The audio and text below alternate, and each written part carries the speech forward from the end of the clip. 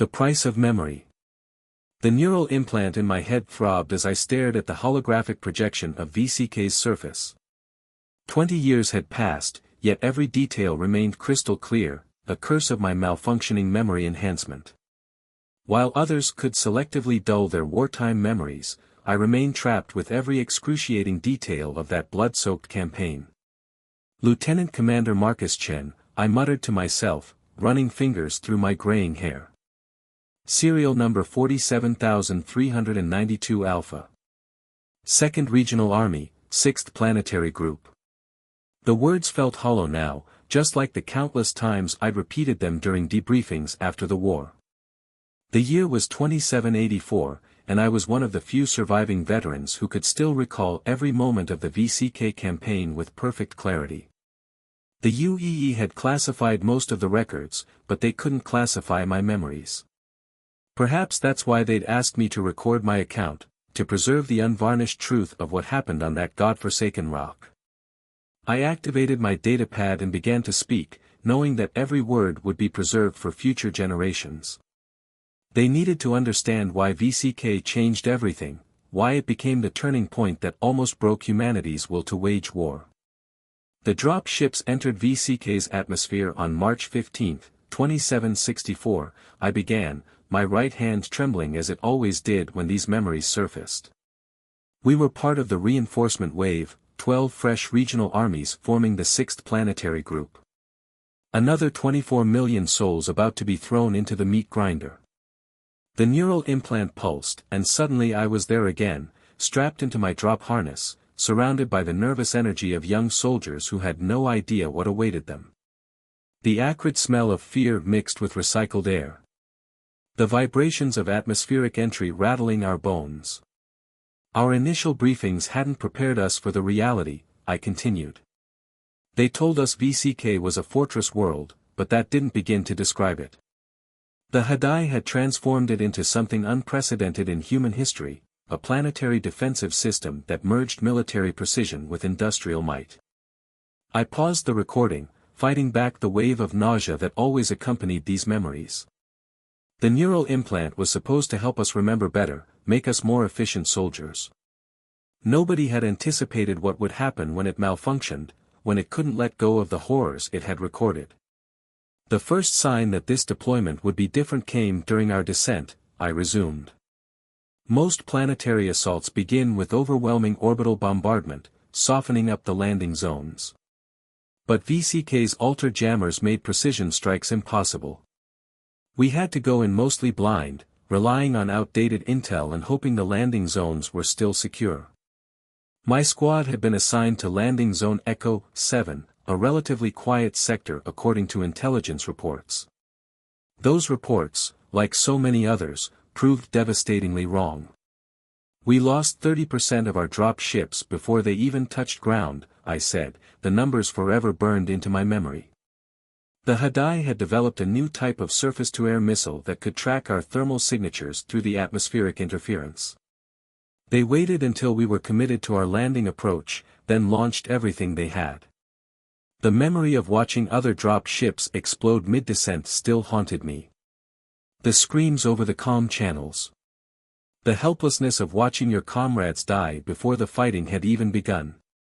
My ship made it down, but we landed 12 kilometers off target. The pilot, Lieutenant Sarah Morrison, had to execute a series of desperate evasive maneuvers that threw off our entire flight plan. She saved our lives, but it meant we were isolated from our support units during those crucial first hours. I remembered Morrison's face, the way she smiled grimly as she unbuckled from her pilot's chair. "Welcome to VCK, boys and girls," she'd said. "Try not to die on my account." She was dead 3 days later, killed by a Hadai sniper while trying to reach a downed medical transport. The first thing that struck us when we exited the drop ship was the silence, I continued. Most combat zones are chaos, explosions, weapons fire, the screams of the wounded. But VCK was different. The Hadai had perfected the art of patience. They would wait hours, sometimes days, before revealing their positions. Every step could trigger an ambush. Every rock could hide a bunker entrance. Every moment could be your last. The neural implant throbbed again, forcing me to remember the way Private Jenkins had stepped on what looked like solid ground, only to plunge through a carefully disguised false surface into a pit of monomolecular wire. We couldn't even recover his body. The Hadai had rigged the pit with proximity charges. Our first objective was to establish a defensive perimeter and link up with other surviving units. Standard operating procedure called for maintaining calm silence except for emergency broadcasts. The Hadai had proven too good at tracking our communications and using them to target artillery strikes. I pulled up a tactical map from that first day, the holographic display showing the scattered landing positions of our forces. We'd meant to land in a tight pattern, establishing overlapping fields of fire. Instead, we were spread across nearly 50 kilometers of hostile territory. What we didn't realize then was that the Hadai wanted us scattered. Their entire defensive strategy relied on isolating UEE units, forcing us to expend resources trying to regroup while they picked us apart with precision strikes. The next few hours were a blur of desperate movement, trying to find high ground while avoiding the countless traps the Hadai had left for us. We lost 3 more soldiers during that initial push, good men and women who had trained together for months, gone in the blink of an eye. By nightfall, we had managed to link up with 2 other squads from our company. Captain Rodriguez took command, ordering us to dig in and wait for dawn. None of us slept that night. The Hadai had acoustic weapons that could drive a person mad if they weren't wearing proper ear protection. They would play them at random intervals, testing our defenses, looking for any sign of weakness. I remembered the way Rodriguez had moved among us, checking equipment, offering words of encouragement. He was a good officer, one who led from the front. 2 weeks later, he would sacrifice himself to save 30 civilians who had been caught in a Hadai terror bombing. The most insidious thing about VCK wasn't the advanced technology or the sophisticated defenses, I said, my voice growing hoarse. It was the psychological warfare. The Hadai understood something fundamental about human nature, our need for patterns, for predictability. They deliberately violated every tactical doctrine we had studied, making it impossible to anticipate their next move. The neural implant pulsed again, bringing back memories of the first major engagement we faced. It happened on our 3rd day planetside, just when we thought we were starting to understand the rhythm of combat on VCK. They hit us at noon, when the sun was directly overhead.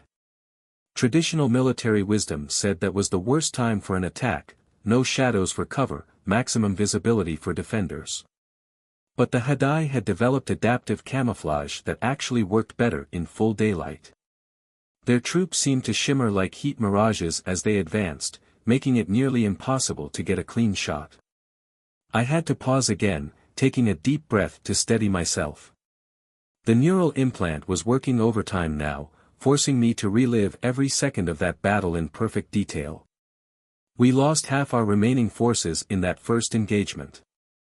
The survivors learned valuable lessons: never trust conventional wisdom, never assume you understand the enemy's capabilities, and never, ever believe you're safe on VCK.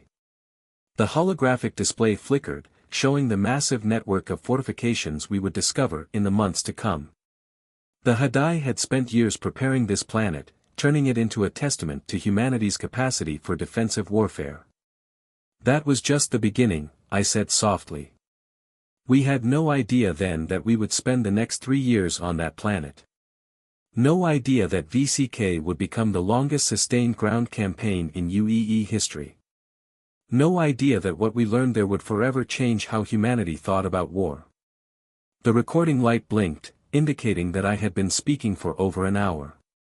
My throat was dry, and my hands were shaking worse than usual. But I had to continue. The story of VCK needed to be told, not just for history's sake, but for the sake of all those who never made it off that planet. What I'm about to tell you next changed everything we thought we knew about modern warfare. It began with a discovery in one of the Hadai bunker networks, something that would reveal the true nature of our enemy, and perhaps of ourselves. The underground truth. I took a moment to collect myself before continuing the recording. The neural implant had stabilized, its throbbing subsiding to a dull ache. The memories of what we found beneath VCK's surface were among the hardest to revisit. It was during our 4th month on VCK when we made the discovery, I resumed, my voice steady despite the tremor in my hands. Our unit had been tasked with clearing a series of bunker complexes in Sector 7, about 20 kilometers from the central industrial hub. Intelligence suggested it was a minor supply depot. They were wrong. Again. The tactical display showed the bunker network as we had mapped it, a sprawling maze of interconnected tunnels and chambers extending nearly a kilometer beneath the surface. But what we found there defied all our expectations. The first sign that this wasn't a typical supply depot came when we breached the outer security perimeter. Instead of the standard Hadai defensive protocols, automated turrets, poison gas, monomolecular wire, we encountered something entirely different. The walls were lined with data servers, thousands of them, all humming with active power. I remembered the way Sergeant Maria Torres had stared at the servers, her engineering background immediately recognizing their significance. "Sir," she'd said, "these aren't military-grade systems. They're civilian quantum processors, the kind used for massive social engineering projects." What we had stumbled upon was the heart of the Hadai's psychological warfare operation. But it wasn't what we expected. These weren't servers filled with battle plans or weapon schematics. They contained cultural data, art, literature, music, personal correspondence. Everything that made the Hadai who they were. The neural implant sparked a vivid memory of Dr. Sarah Chen, our xenocultural specialist, as she began decoding the data. Her face had gone pale as the translations appeared on her tablet. The Hadai weren't just defending a military installation, I continued. They were protecting their civilization's memory. VCK wasn't merely a fortress, it was a vault, a repository of everything they feared losing in the war. I pulled up some of Dr. Chen's initial translations, the words still clear in my mind after all these years. "To those who find this record, we are not your enemy. We are your mirror." The message was just the beginning. As we delved deeper into the facility, we found evidence that challenged everything we thought we knew about the Hadai. They had been preparing for this war long before the first shots were fired, but not in the way we imagined. The next chamber we discovered contained something even more extraordinary, a fully functional Hadai educational facility, hidden deep underground. It wasn't abandoned or defunct. It was active, filled with children. We found 342 Hadai civilians in that bunker complex. Most of them were children, being taught their history, their culture, their way of life, even as we fought their parents and siblings on the surface. They didn't run when we found them. They didn't fight. They simply watched us, with eyes that held neither fear nor hatred. The neural implant surged, and suddenly I was back there, standing in that underground classroom. The Hadai children had been studying human literature, Shakespeare, specifically. Romeo and Juliet was displayed on their learning terminals, translated into their language. Their teacher, an elderly Hadai female named Tal, spoke perfect English. She told us something I'll never forget: "We teach them about you so they'll understand why you fight. We hope one day they'll understand well enough to help you stop." The discovery threw our entire unit into chaos. Standard protocol called for treating all Hadai encounters as military threats. But how do you classify an enemy whose children study your culture even as you try to destroy theirs? I made the call to classify the facility as a civilian shelter, placing it under UEE protection according to the Convention of Humanitarian Conduct in Interstellar Warfare. Not everyone agreed with that decision. Captain Rodriguez backed me up, though. He understood what we had found was more valuable than any military target. The next few weeks were a blur of activity as we secured the facility and began working with Dr. Chen to understand its true purpose. The Hadai had built similar facilities throughout their territory, preserving their civilization in underground vaults while their military forces fought on the surface. What made VCK different was its dual nature. It wasn't just a preservation site, it was an active research center. The Hadai scientists there were studying humanity, trying to understand why we waged war the way we did.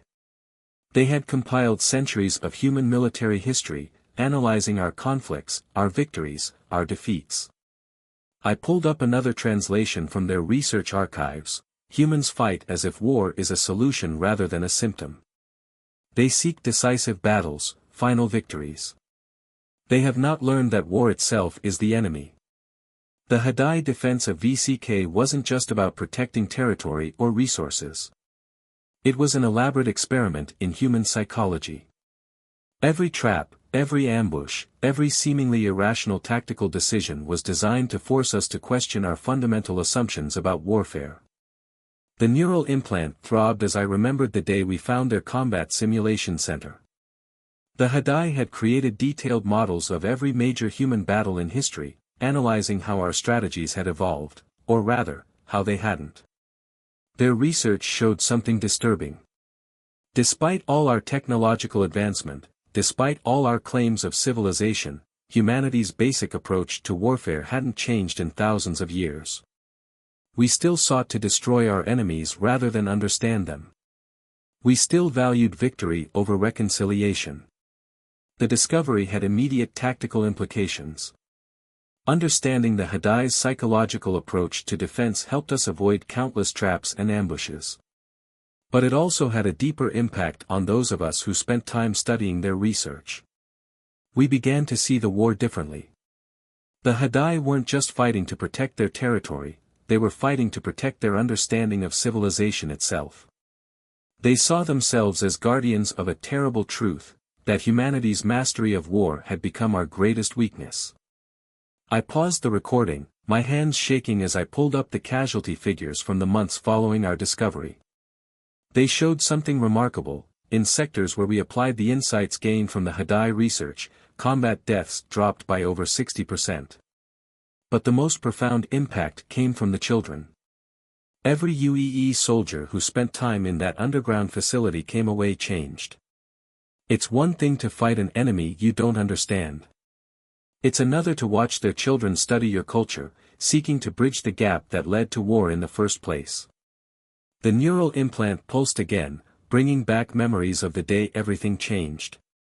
It was 6 months after we discovered the facility, and we had just received new orders from UEE High Command. They wanted us to shut down the facility, evacuate the civilians, and convert it into a forward command center. The order made tactical sense. The bunker complex was perfectly positioned to coordinate our push toward the central industrial hub. But it would have meant destroying everything the Hadai had built there, erasing the very knowledge that might help us end the war. I remember standing in that underground classroom one last time, watching Tal teach her students about Earth's ancient peace movements. The irony was painful. Here we were, preparing to destroy a place dedicated to understanding why we fight. What happened next would change the course of the war on VCK, though not in any way we could have predicted. The Hadai had one final lesson to teach us about the true nature of conflict, and it would come at a terrible cost. The breaking point. The neural implant sparked violently as I prepared to recount the events that followed our discovery. Some memories burned brighter than others, and these threatened to consume me entirely. The order to convert the underground facility came on October 12, 2764, I continued, my voice tight with suppressed emotion. But what UEE High Command couldn't know, was that the Hadai had anticipated this exact scenario. They had prepared for it with the same meticulous attention to detail that characterized everything else on VCK. I activated a holographic reconstruction of the events, the blue light casting ghostly shadows on the walls of my recording chamber. Tal approached me the night before the evacuation was scheduled to begin. She wasn't surprised by the UEE's decision. In fact, she had been waiting for it. Your commanders have given us a gift, she said. They have proven our research correct. The neural implant flooded my mind with the memory of that conversation. Tal had shown me something that changed everything, a prediction model the Hadai had created years before the war began. They had run millions of simulations, analyzing every possible way the conflict could unfold. In 97% of scenarios, the UEE would eventually discover one of their cultural preservation facilities. And in 99% of those cases, we would choose military advantage over cultural understanding. I pulled up the Hadai prediction matrix, its complex patterns still as incomprehensible to me now as they were then. But its accuracy was undeniable. What made this particular facility different was its location. The Hadai had deliberately placed it where it would be most tactically valuable to the UEE. They wanted us to find it, wanted us to face the choice between military necessity and moral imperative. It was all part of their larger experiment. The next memory surged forward, the morning of the evacuation. We had assembled our forces, prepared to escort the Hadai civilians to a secure location. But Tal and her students had other plans. They initiated what they called the final lesson protocol. Every server in the facility began broadcasting its data across all frequencies, overwhelming our communication systems. But they weren't just transmitting cultural archives, they were sharing the results of their research into human warfare. The neural implant throbbed as I remembered the chaos that followed. Tactical networks crashed as they were flooded with data. Communication systems failed. Even our neural implants were affected, bombarded with information that threatened to overwhelm their processing capacity. At first, we thought it was a sophisticated cyber attack. But then we began to understand what they were really doing. The Hadai weren't trying to disable our military capabilities, they were forcing us to see ourselves through their eyes. Every soldier with a neural implant began receiving flashes of Hadai cultural memory, their art, their music, their philosophy of war. But mixed with these were images from human history, showing the devastating patterns of our own martial development. It was like experiencing centuries of warfare from both perspectives simultaneously. We saw how the Hadai had evolved beyond the concept of decisive victory, while humanity remained trapped in cycles of escalating violence. The effect on our troops was profound. Reports began flooding in from across VCK. Other units had discovered similar facilities, each one activating in sequence, creating a cascade of cultural transmission that affected every augmented soldier on the planet. The Hadai had turned our own neural enhancement technology against us, but not as a weapon. They used it as a teaching tool, forcing us to confront the fundamental flaws in our approach to conflict. It was psychological warfare on an unprecedented scale. I paused, fighting back the wave of memories threatening to overwhelm me. The neural implant seemed to pulse in sympathy with the story it was helping me tell. What happened next was either a miracle or a disaster, depending on your perspective.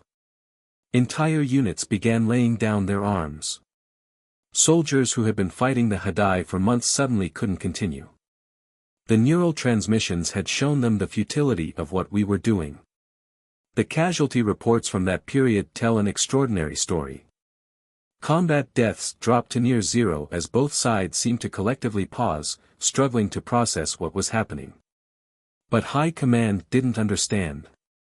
They saw the mass hesitation as a sign of enemy psychological manipulation. They ordered an immediate orbital bombardment of all known transmission sources, including the facility we had discovered. The memory of what followed would haunt me forever. Captain Rodriguez, against direct orders, initiated emergency protocols to protect the underground complex. He knew what would happen. The moment our ships opened fire, the Hadai defense grid would activate. Their surface-to-space weapons had remained dormant until then, hidden beneath the massive industrial complexes. The resulting exchange would devastate both sides. The neural implant surged again, and I was there, watching the sky turn to fire as orbital strikes met planetary defense systems in a display of destructive power that defied description. Tal and her students had evacuated through hidden tunnels long before the bombardment began. But they left something behind, a message for whoever survived: the experiment is complete. The data has been collected. The next phase can begin. The battle for VCK entered a new phase that day. The Hadai's cultural transmission had planted seeds of doubt in the minds of every augmented soldier. We began to question not just our tactics, but the very nature of what we were fighting for. High Command tried to suppress the spread of Hadai cultural data, but it was too late. The information had been copied to millions of neural implants, spreading through the ranks like a virus of consciousness. Soldiers began sharing what they had learned, not just with each other, but with their families back home. The implications were staggering. The Hadai hadn't just defended VCK, they had turned it into a vast social engineering project, using our own technology to force us into a confrontation with our martial nature. But the most devastating revelation was yet to come. As we decoded more of their research, we discovered that VCK wasn't unique. Similar facilities existed on every major Hadai world. They had transformed their entire civilization into a vast experiment in human psychology. The neural implant pulsed one final time, bringing forth the memory that would change everything, the discovery of the Hadai's true purpose on VCK. They weren't just fighting to protect their territory. They were fighting to protect an idea, a solution to the problem of human warfare that would either save both our species or destroy everything we thought we knew about conflict. And we were about to find out which. The solution.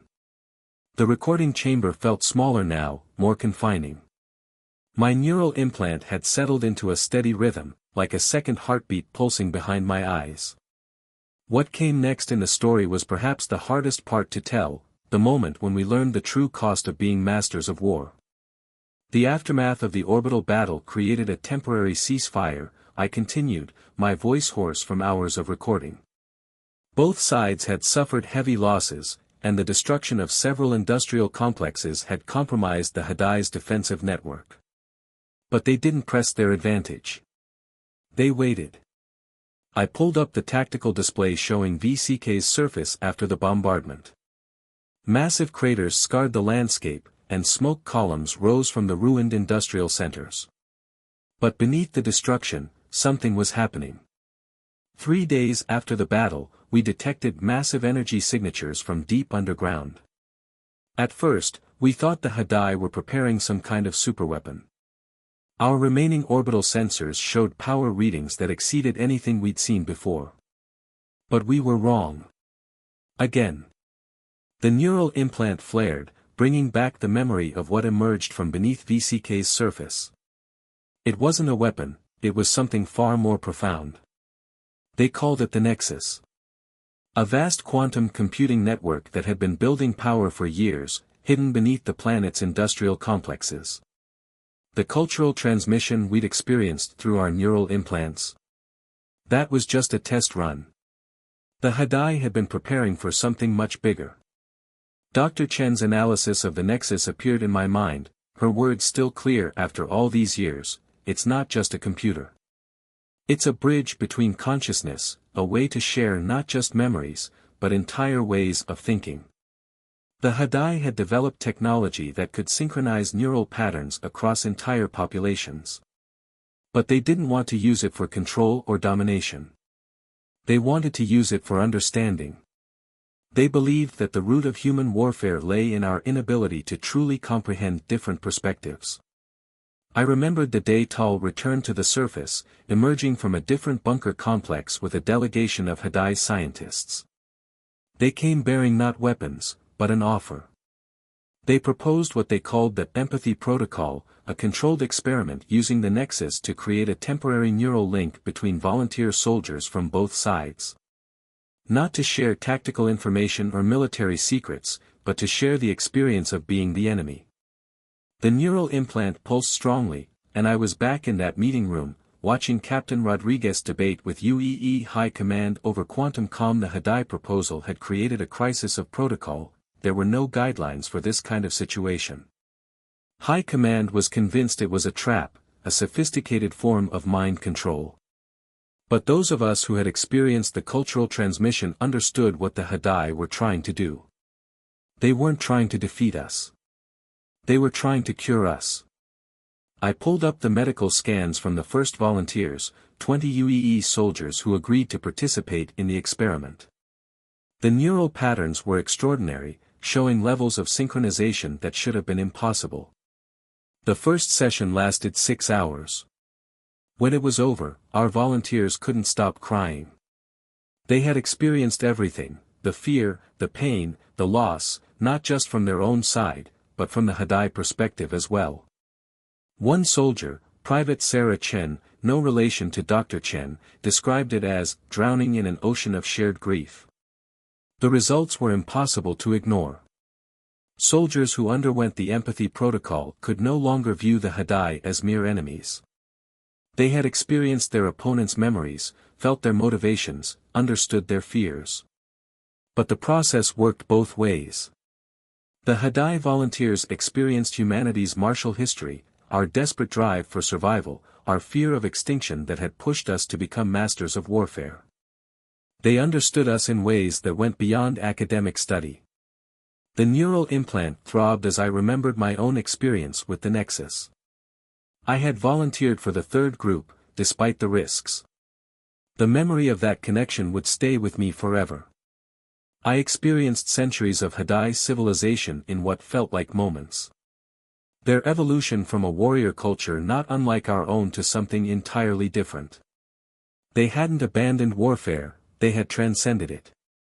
They fought not to destroy, but to teach.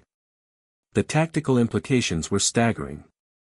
Units that included soldiers who had undergone the empathy protocol began operating differently. They could anticipate Hadai movements not through strategic analysis, but through genuine understanding. Combat deaths dropped by 80% in sectors where both sides had experienced the Nexus. We began finding ways to achieve objectives without bloodshed, using our understanding of Hadai psychology to negotiate rather than fight. But then something unexpected happened. The neural implant sparked, bringing forth memories of the day everything changed again.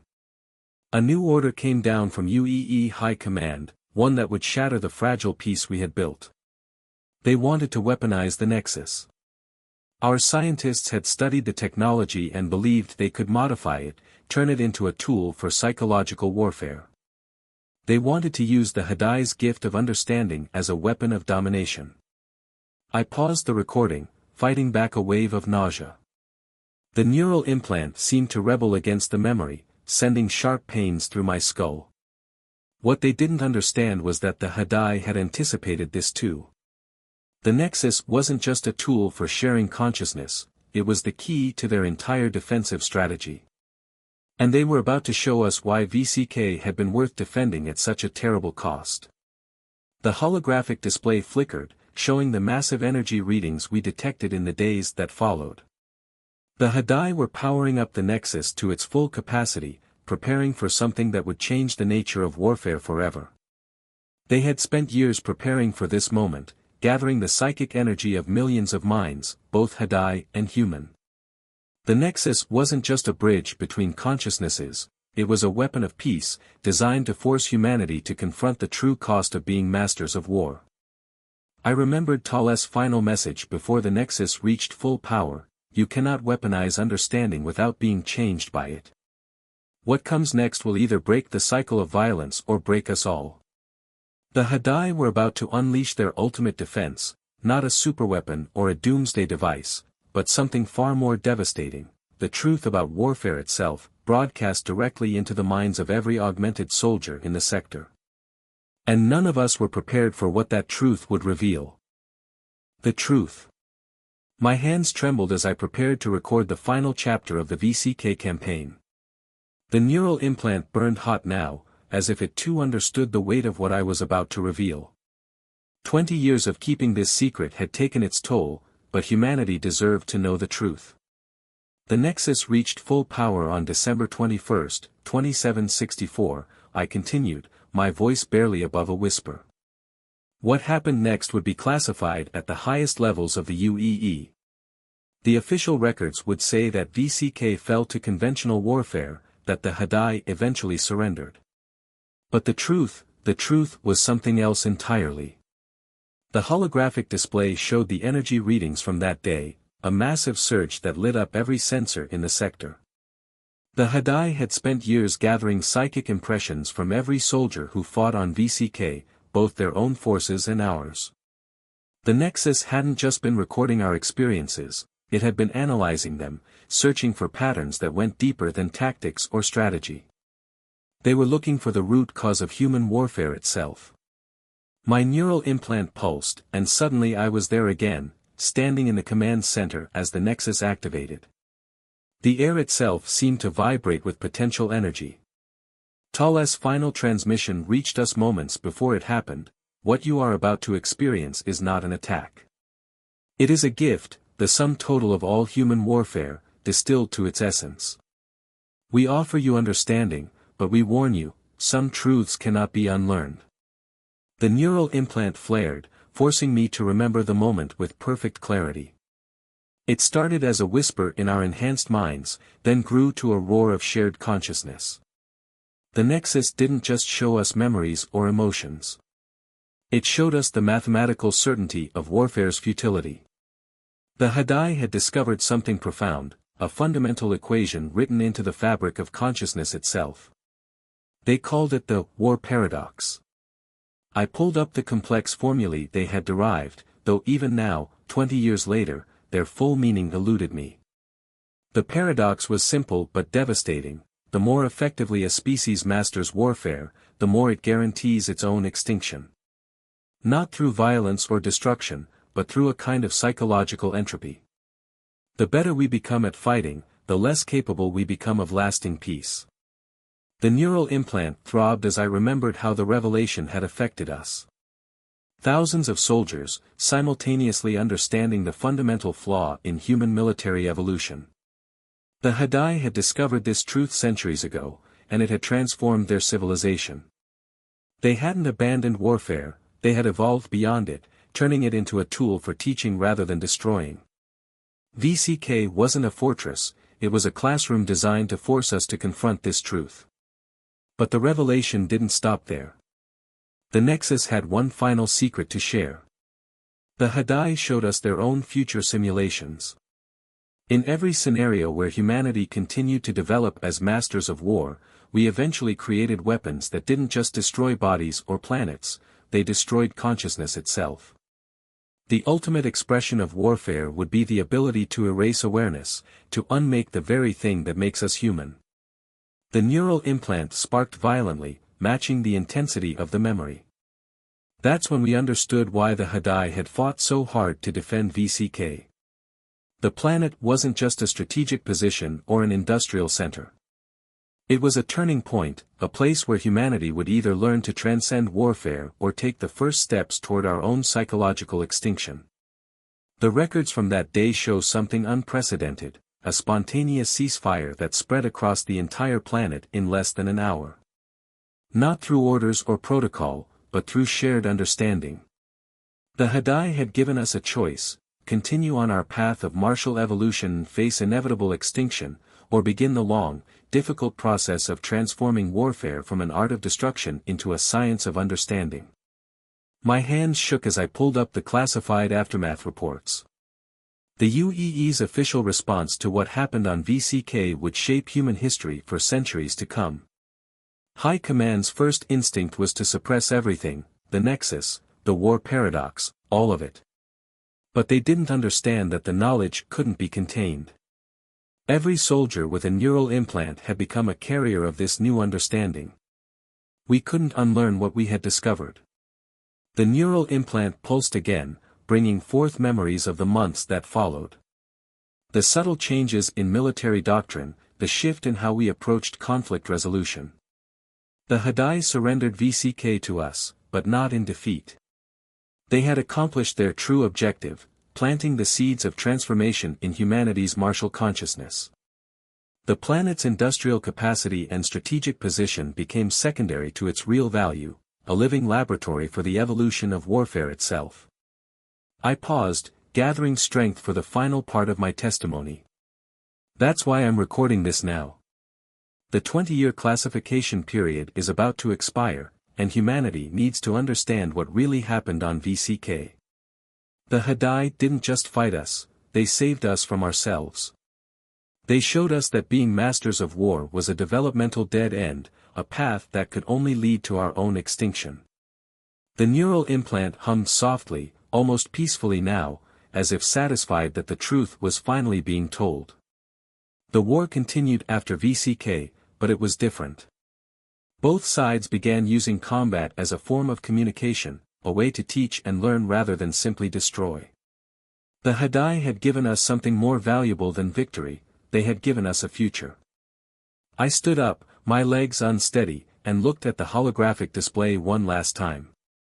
VCK glowed there, its scarred surface a testament to what we had been and what we could become. This is Lieutenant Commander Marcus Chen, concluding my testimony about the VCK campaign. To those who find this record in the future, remember that the greatest victory isn't defeating your enemy, but understanding them well enough to make them your teachers. The neural implant fell silent as I ended the recording. The truth about VCK was finally out. Now it was up to humanity to decide what to do with it. The Hadai had one final message for us, left in the deepest chamber of the Nexus: you have been masters of war for millennia. Now it is time to master peace. The choice, as always, is yours.